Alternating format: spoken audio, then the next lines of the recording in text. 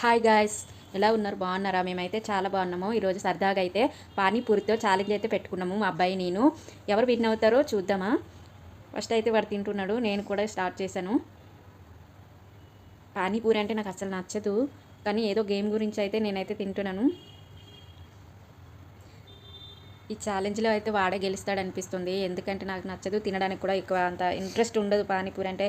మా పిల్లలైతే ప్రతిరోజు స్కూల్ నుంచి రాగానే మమ్మీ పానీపూరి తింటాము మేము అని అంటారు. సరే నేనైతే ప్రతిరోజు తీసుకొని వెళ్తుంటాను.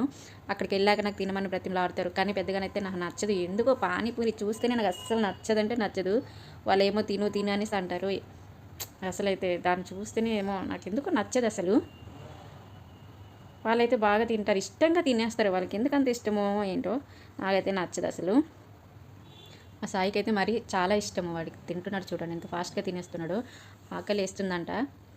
ఈరోజైతే లంచ్ కూడా మేము త్వరగానే చేస్తాము, అందుకోసం ఆకలిస్తున్నట్టుంది. వాడేమో ఈవినింగ్ టైంలో ఎప్పుడైనా స్నాక్స్ ఏదైనా తింటాడు. ఈరోజు నేనేం చేసి పెట్టలేదు, అందుకోసమని పానీపూరి అయితే మేము తెచ్చుకున్నాం. ఇలా సరదాగా అయితే ఒక ఛాలెంజ్ అయితే పెట్టుకున్నాము.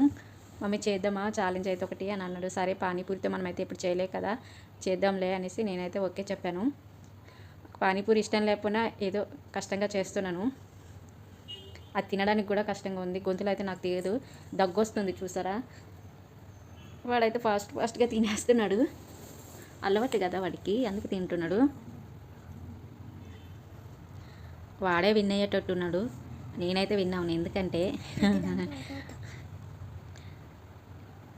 ఎందుకంటే మనకు నచ్చదు కదా, నచ్చపోయిన ఫుడ్ కష్టంగా తినాలి.